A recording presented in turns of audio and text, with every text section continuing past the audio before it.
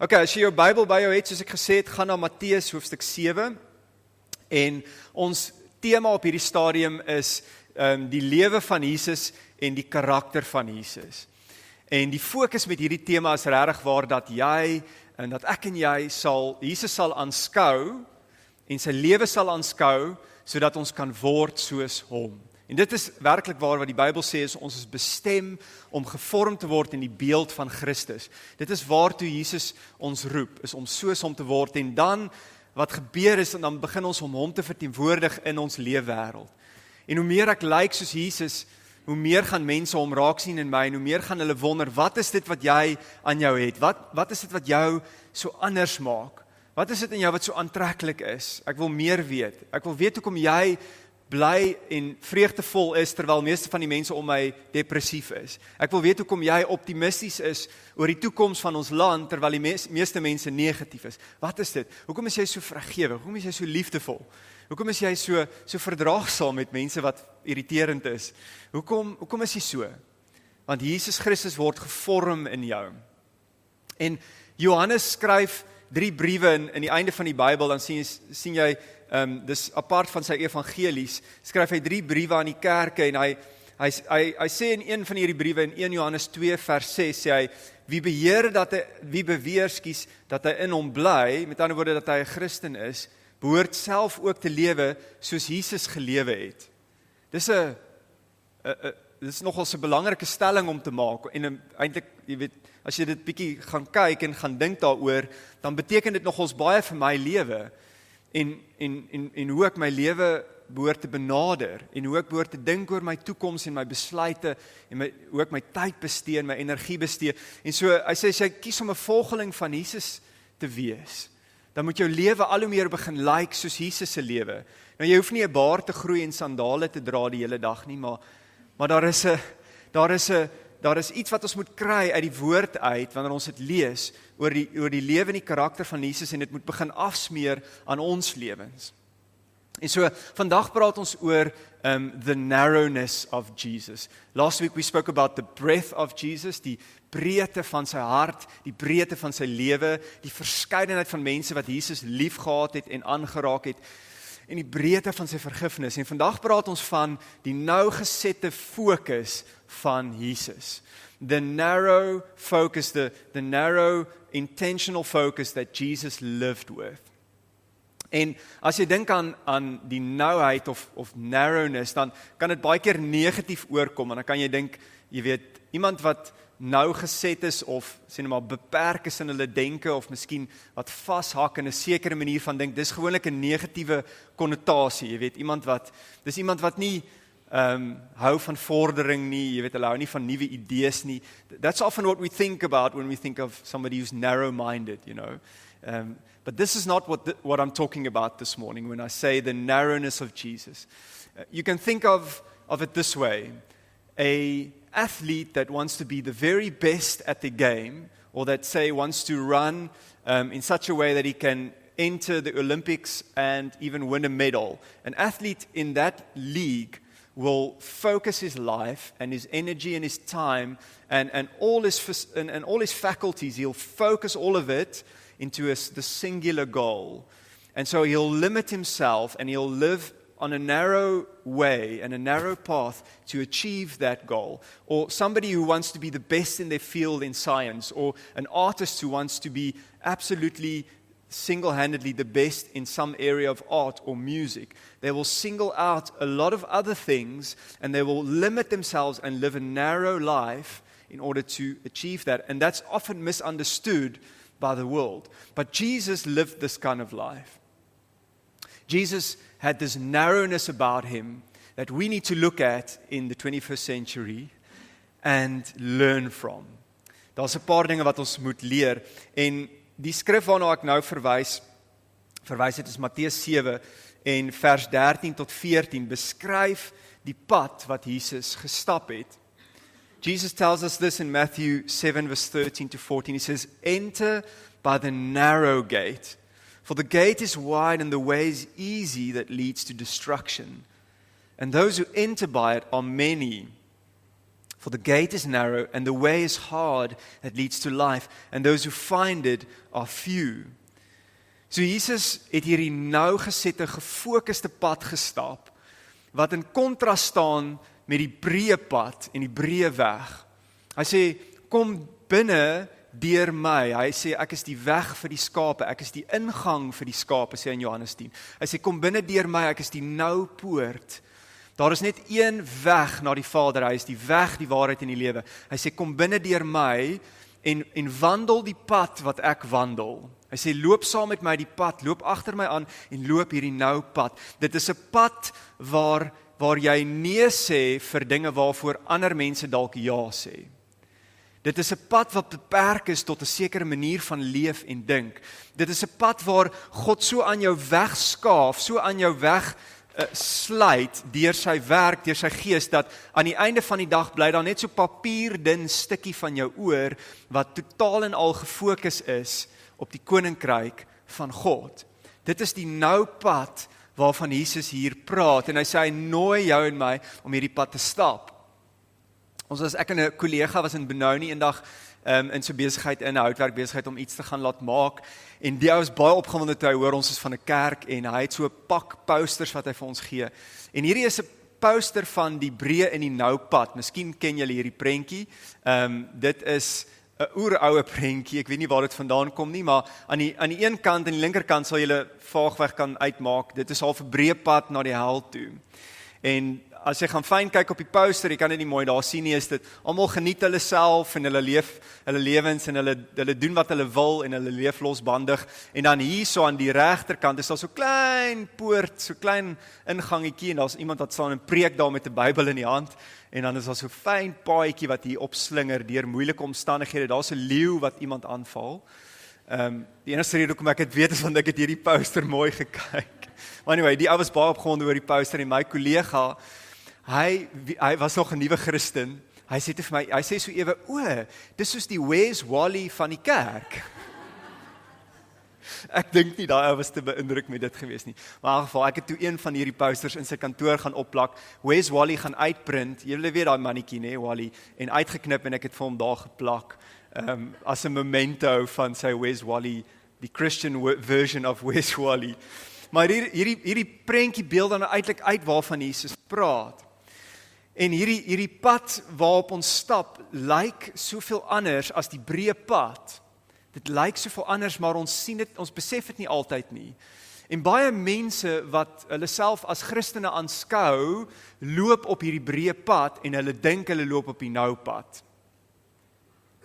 Baie mense in ons leefwêreld wat in die kerk sit, is deur die breë poort in, en hulle het die evangelie gehoor oor Jesus, maar hulle het nooit oorbeweeg na die nou pad nie. Hulle lewens lyk nie anders as die mense op die breë pad nie. Hulle dra nie die vrugte van die koninkryk van God nie. Hulle dra nie die vrugte van wedergeboorte nie. En dit bekommer my. Want Jesus sê daar is min wat hierdie nou pad vind. Few are they that find it. Net 'n handjie vol. En dit bekommer my. Dit maak my 'n bietjie angstig oor die toestand van die kerk. En so ons wil gaan kyk na Jesus se lewe, en ons wil gaan kyk hoe het sy lewe gelyk op hierdie nou pad. Hier is 4 gedagtes. Jesus had clear boundaries in his life. You know, Jesus was mostly unknown and obscure for 30 years of his life. His ministry only lasted about 3 years. So he spent most of his life in a carpentry shop with his dad doing woodwork.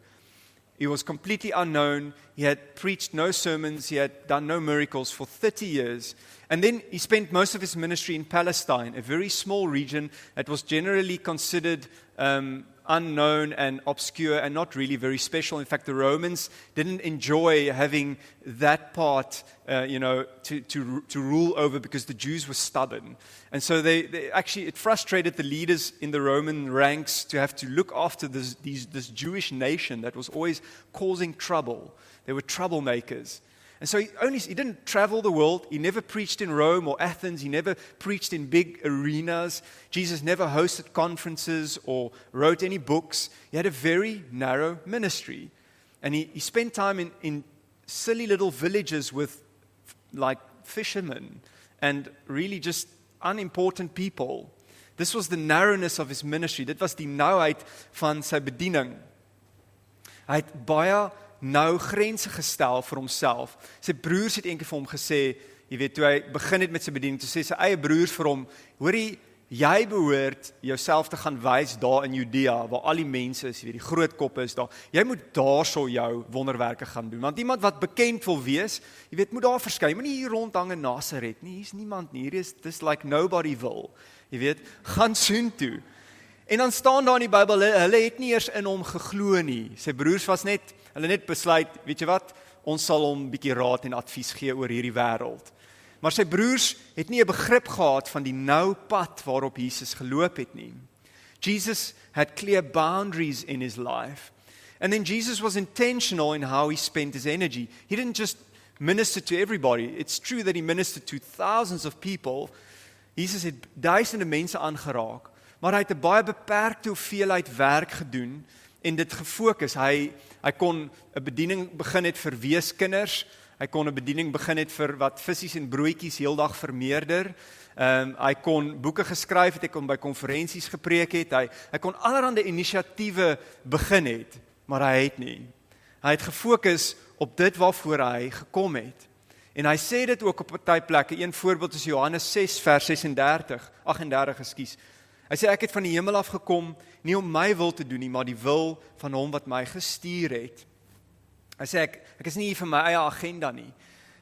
Ek is hier, want die Vader het my geroep vir 'n spesifieke taak. Op 'n stadium dan kom daar 'n man na hom toe en dan sê hy, Jesus, kom en help my, want my broer kom my te na en hy behoort die boedel met my te verdeel. En dan sê Jesus vir hom, wie het vir my aangestel as die regter oor julle? En dan begin hy 'n ander storie. Dan ignoreer hy die ou. Jy weet, dit sou 'n goeie geleentheid gewees het vir Jesus om te kom regter wees. Hy is immers die regter van die heelal. En hy het net gekies om dit nie te doen nie. In his book, Charles Jefferson, in the book The Character of Jesus, he says it well. He says, he walked the narrow path because he carried in his heart the dream of an empire which was vast. By standing in one place and striking repeatedly the strings of the same set of hearts, he started vibrations which have filled the world with music. So well written. Love this book. He just kept focusing on this group of disciples that were stubborn as well, and he just kept beating the same set of strings, and he just said, this is going to make music that's going to fill the world. And it really has. There was something about the narrowness of his ministry that he knew would have a global impact. Jesus was intentional in how he spent his energy, and then Jesus was satisfied with a life of simplicity. Hy het gesê vir sy disippels, as jy 2 kledingstukke het, gee een weg. Jy weet, interessant, Jesus het nooit 'n huis besit nie. Hy het nooit 'n huis gekoop nie. Ek weet nie of julle al daaraan gedink nie. Jesus het nooit 'n perd besit nie. Hy het nooit duur artikels en items en dinge gehad nie. Hy het 'n eenvoudige lewe geleef. En as jy gaan kyk na sy leringe, dat meeste van sy leringe het juis die leefstyl of die leefwyse van die breë pad aangespreek. Die gedagtes in die Bybel oor geld en oor mammon en oor rykdom is meer, die preekmateriaal in die Bybel is meer as oor die hemel en die hel gekombineerd. Nee, dit sê vir jou iets oor hierdie nouheid waarvan Jesus gepraat het, die eenvoud in ons geld en materialistiese wêreld. 'n voorbeeld is Lukas 12 vers 15, hy sê, pas op en wees op julle hoede vir elke vorm van gierigheid, want 'n mens se lewe is nie afhanklik van die oorvloed van sy besittings nie. So hy sê, pas op vir die leefwyse waarin jy ingesuig kan word van die breë pad. 'n leefwyse wat gaan oor geld en besittings. So Jesus was satisfied with a life of simplicity, and then Jesus was, narrow in his spirituality. And you may read that and go, what?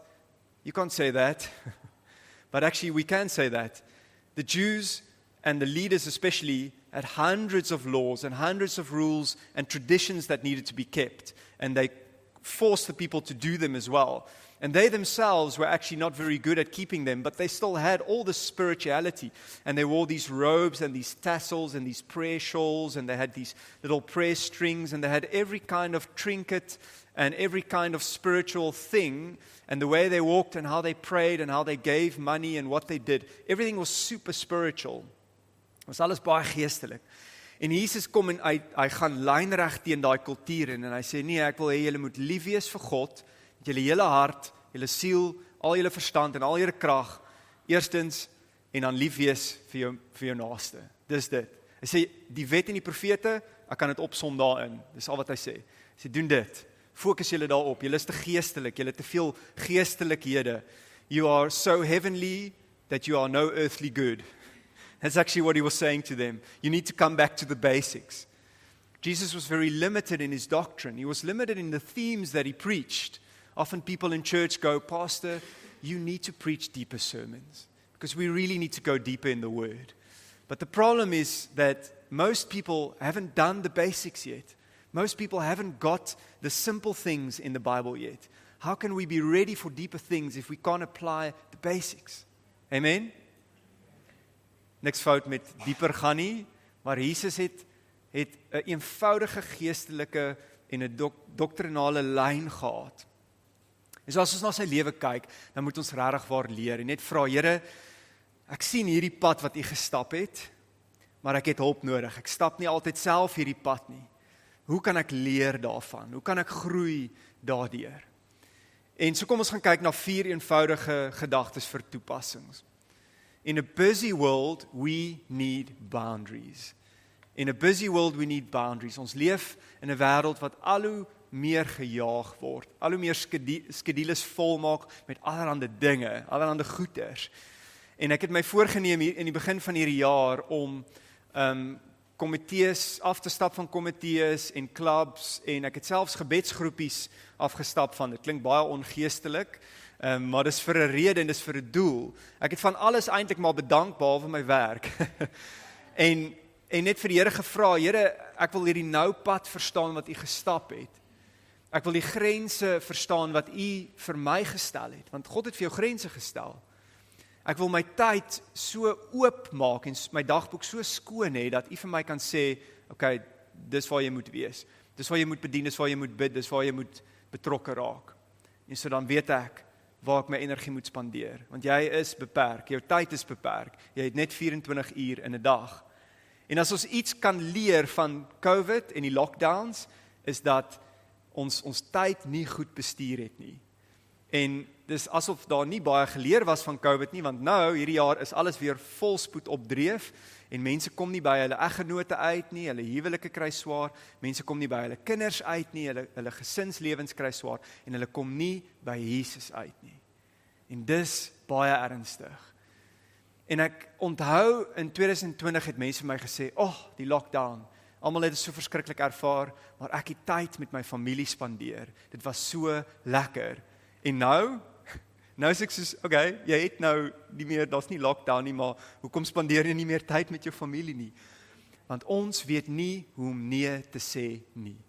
Ons weet nie hoe om grense te stel nie. Ons weet nie hoe om nee te sê vir ons kinders nie. Ons weet nie hoe om nee te sê vir die onderwysers nie. Jammer, al die onnies hierso, Laura. Ons weet nie hoe om nee te sê vir die coach by die skool. Ons weet nie hoe om nee te sê vir daai SWD proewe en goeters. Ons weet nie om nee te sê vir die mense wat ons lewens wil vul met allerhande goeters. En ons is wonder hoekom ons oorweldig en oorlaai is. En hoekom ons heeltyd onder spanning en stres leef. Dis nie goed vir jou gesondheid nie. Nou, dit is nie waar vir almal nie, maar baie van ons het nie grense nie. In a busy world, we need boundaries. Ek dink, dis deel van ons kultuur om besig te bly, want as jy nie besig is nie, dan dink mense dalk jy's lui. Nee? Dan dink mense dalk, jy het te veel tyd, en dan dink hulle vir jou iets uit om te doen. Ek sien Marna het so baie tyd. Marna, kan jy kom help by die bazaar asseblief, ons het koeke om. As sy, jy sien die regte antwoord is. Marna, by die diensspan Sondag sal jy kom dien. Okay, daar is sy regte antwoord. Maar Martha, ek dink Martha en Maria, dis nou die beste voorbeeld. Martha in die Bybel in Lukas 10 het presies daai selfde kultuur gehad. Ek dink Martha het met hierdie denkwyse geleef dat sy moet altyd besig bly, want anders dan is daar iets fout. Sy het hierdie denkwyse gehad. Sy moet rondhardloop en Jesus en die disippels kom eet by hulle en Martha is hard aan die werk besig om kos te maak. Niemand het haar gevra om kos te maak nie, net so by the way, staan nie daar nie, maar sy maak kos en sy raak nou gefrustreerd want Maria sit net daar by Jesus en luister net vir sy preek. Bedoel, kom is dit nou so belangrik? En daar moet goed gebeur en sy behoort in die kombuis te wees en sy gaan kla by Jesus en sê vir Jesus, sê vir Maria, sy moet my kom help. Sy kla by Jesus, sy kla vir Maria aan by Jesus, sy spreek haar nie eers direk aan nie, sy gaan sommer deur Jesus. En dan sê Jesus in sy wysheid, sê hy vir Martha, Martha, Martha, dit is amper soos, die herhaling is amper soos my kind, Martha, Martha, jy weet, kalmeer, jy is besorg en bekommerd oor baie dinge, oor baie goeders, oor baie dinge wat onbelangrik is, oor baie goed wat nie so spesiaal is nie. Hy sê, maar net, sê dit saam met my, een ding is nodig. Jessie, that's narrowing it down, right? Talk about the narrowness of Jesus. Net een ding. Hy sê, Maria het die beste deel gekies, en dit sal nie van haar weggeneem word nie. Sy het gekies om by Jesus se voete te sit. Die potte en die panne het gerattel in die kombuis, maar Martha het gekerm en geskree. Die behoefte was daar, die maage van die disippels het gegrom. Die versoeke was oral, alles het vir haar aandag en haar tyd en haar hande gevra en geskree, maar Maria het gekies om stil te word by Jesus se voete en te luister. She tuned out the world and the busyness and the rush of it. And she just said, I want to be with him. And I wonder if we have boundaries. I wonder if we know how to say no sometimes so that we can say yes to the right things. If we can say no to less important things so we can say yes to Jesus. If we can say no to other things so we can say yes to the church.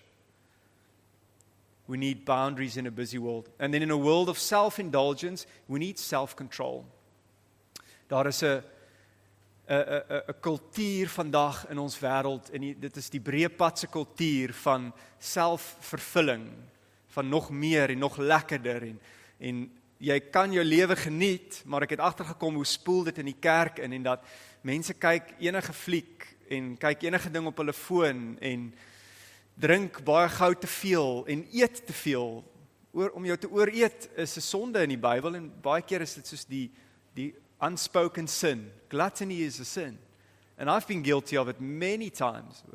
I've asked myself, do you need to have another plate of food? Or are you just going for it? My vrou sal altyd vir my sê, eet jy agter die lekker aan? Dan sê ek, jou kos is net so lekker, kan dit nie help nie. Maar kan dit help? Selfbeheersing. Dis môre se kos wat ek eet.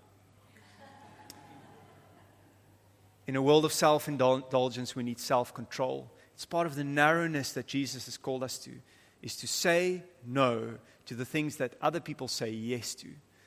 People offer me, oftentimes, I'll have a glass of wine, I'll have a beer, when we with friends or family, and they like offering me more beer and more wine. I love my family, but they like to offer me beer, and for some reason, maybe they want me to get drunk or something, I don't know. But I've had to learn to say, no thank you. I have to know my limits. Do you know your limits with alcohol? Nothing wrong with wine, nothing wrong with a beer, but do you know when to say no? Do you know when to stop eating? Do you know when to turn off the TV or your phone when things are there that you know don't honor God? Ons liggame is nou geset, behoort aan Jesus. Romans 12 verse 1-2 says it so clearly. It says, dear brothers and sisters, I plead with you to give your bodies to God. In other words, they belong to Him because of all He has done for you. Let them be a living and holy sacrifice, the kind He will find acceptable. This is truly the way to worship Him. Don't copy the behavior and customs of this world or the broad road, but let God transform you into a new person by changing the way you think. Then you will learn to know God's will for you, which is good and pleasing and perfect. Hoe meer ek in die nou pad stap wat Jesus vir my het, hoe meer gaan ek die wil van God vir my ontdek. Die beste wat God vir my het, gaan ek ontdek op daai pad. En soms is dit nodig om nee te sê. Soms is dit nodig om af te sit en weg te sit. Soms is dit nodig om vir die Heilige Gees te vra, help my, gee vir myself beheersing. Dis 'n vrug van die Heilige Gees. En dis 'n belangrike vrug. In a world of self-indulgence, we need self-control. And then in a world of greed, we need gratitude. We need gratitude where we are happy with a narrow life, with a little bit. It's okay to buy nice things. It's okay to have a house. There's nothing wrong with a car. But we often need to just ask ourselves and say, do I really need to upgrade to this year's model? Do I really need to get more stuff? Do I really need that? En ek is nou op die punt waar as ek winkels toe gaan en sê ek vir die Heilige Gees, wys vir my wat ek nodig het en wat ek kan koop en wat ek moet los, waar ek moet los. Want ek weet dat as ek daar instap, jy weet, dan gaan ek 'n klomp goed sien wat ek graag wil hê, maar nie nodig het nie. Stem julle saam met my? Nog iemand wat dit beleef? Confessions of a Shopaholic. Gaan kyk daai movie, dit sal jou iets leer oor hierdie konsep.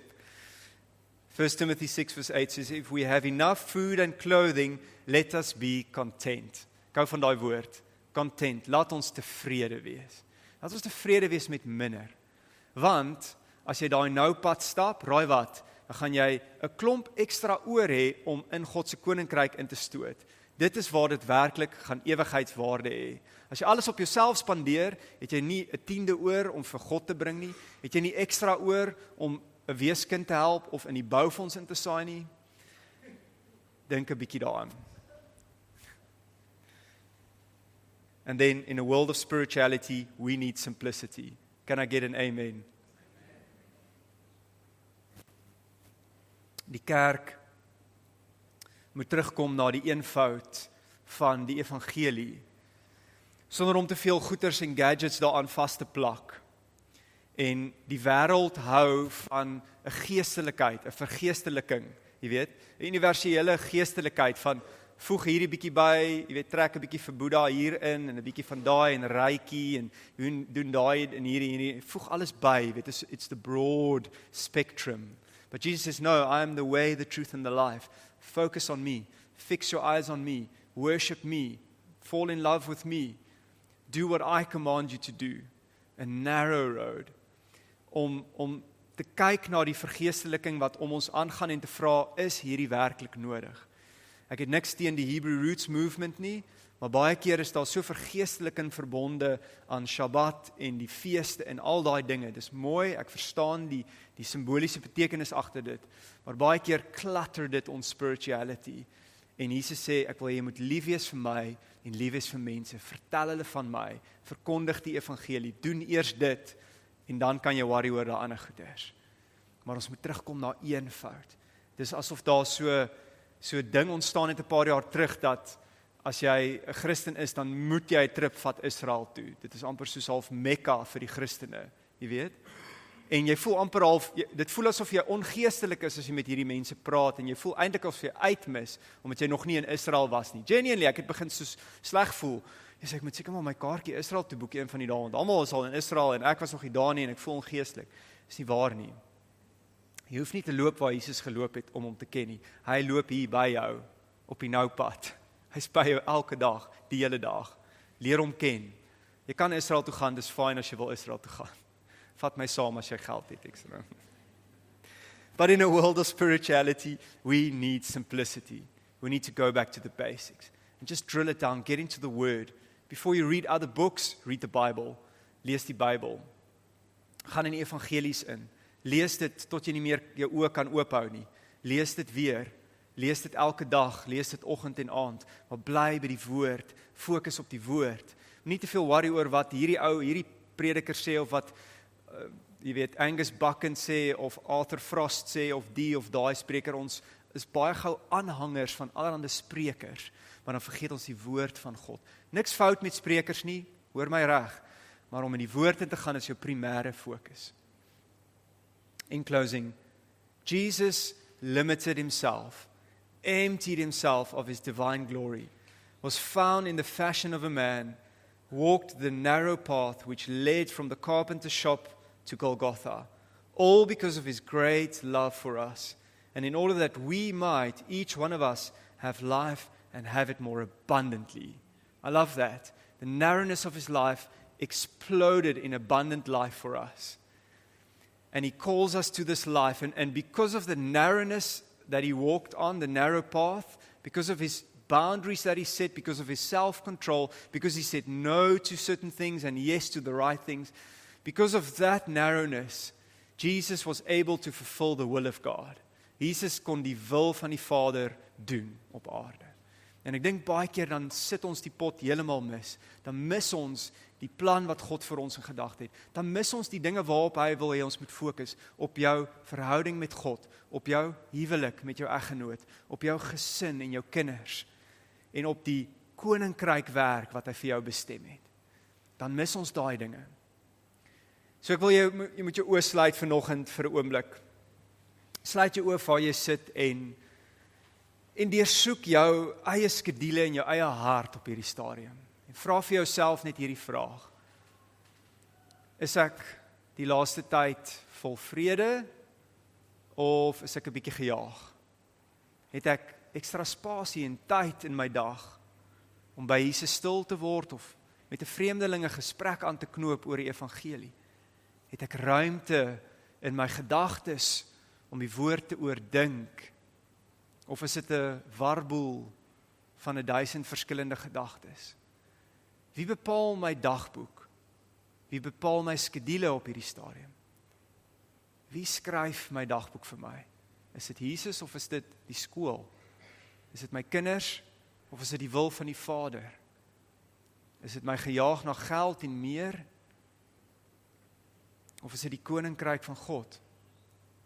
En deursoek jou hart en vra vir jouself, het ek my selfvervulling geplaas bo ander dinge? Am I self-indulging? Am I looking at things I don't need to look at? Have I been saying yes and clicking on things that I shouldn't be clicking on? Do I need to turn some things off? Do I need to delete some files? Do I need to leave some websites? Do I need to stay off of social media? Do I need to stop watching that show on TV? Do I need to narrow down what I allow into my life because it will shape you? Deursoek jou hart. Nie jou man of jou vrou se hart nie, want ek weet dis wat ons geneig is om te doen. Deursoek jou eie hart. Haal eers die balk uit jou eie oog uit. Okay, maar jou oë gesluit. Vra vir Jesus vanoggend op die nou pad te lei. Sê, Here Jesus, lei my vanoggend op die nou pad. Leer my om beperkings te hê, grense te hê, eerder as om so besig te wees. Here, leer my om selfbeheersing te hê, eerder as om selfvervulling na te jaag, genot en gemak na te jaag.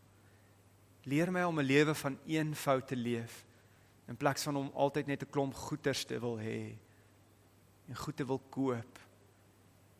Leer my om in eenvoud die woord te geniet, om in eenvoud lief te wees vir U en vir mense, eerder as om 'n vergeesteliking aan te neem wat so prominent is in ons kultuur. Leer my om op die nou pad te wandel vanoggend, Here Jesus. En vandag, Here, is ons by mekaar net om weer te bevestig, Here, dat ons wil U volg, ons wil soos U word, ons wil hê dat U lewe en U karakter sigbaar word in ons lewens vandag. En ons is bereid om neer te lê wat nie daar moet wees nie. Ons is bereid om nee te sê waar ons moet nee sê. Ons is bereid om grense te stel, sodat U eerste kan wees in ons lewens. Ons kies vandag om ons allereerste beywer vir die koninkryk van God, vir die koningheerskappy van God en vir die wil van God. Help ons daarmee in Jesus naam. Amen. Miskien kan jy vanaand of môreoggend, as jy 'n dagboek het, 'n oomblik vat en net gaan neerskryf wat jy als doen en dinge wat jou angstig maak of jou tyd vreet. Skryf dit neer en gaan dink bietjie oor waar moet jy uittreë. Gaan 'n paar mense ontstel, gaan miskien 'n paar mense teleurstel, dis okay, dis deel van die lewe. Sê vir hulle moet oor dit kom. Maar jy gaan moet aksie neem, anders gaan die wêreld en die vloei van dinge jou net so weer insuig. Jy gaan miskien moet huis toe gaan en moet besluit, weet jy wat? Dit waarna ek gekyk het op my TV, dit waarna ek kyk op my selfoon, dit waarmee ek besig is nie God se beste vir my nie. Jy gaan miskien moet sit en jou een bord kos klaar eet en besluit, dankie my vrou, dit was genoeg. Daai een glasie wyn, dis voldoende. That's the end of that. En vir jouself grense stel, selfbeheersing toepas en kyk wat gebeur, soos wat jy daai nou pad loop, soos wat jy jou liggaam as 'n heilige offer aanskou voor God, dan gaan die wil van God al hoe meer bekend word vir jou. Jy gaan meer vrede ervaar, jy gaan meer deurbrake ervaar, jy gaan in jou persoonlike geestelike groei gaan daar baie plaasvind. En jy, beste van alles, jy gaan tyd hê. Wie soek meer tyd in hulle lewens? Almal van ons. Julle het almal dieselfde hoeveelheid tyd. Julle het dit geweet? Elkeen van ons het 365 dae in 'n jaar en 24 uur per dag. Niks meer, niks minder nie. Jy kan nie meer koop nie, jy kan nie meer leen van ander mense nie, jy het almal dieselfde. Gebruik jou tyd en besteed dit op so 'n manier dat Jesus eerste plek kry. Dat Jesus en sy koninkryk nommer 1 staan. Amen? Good.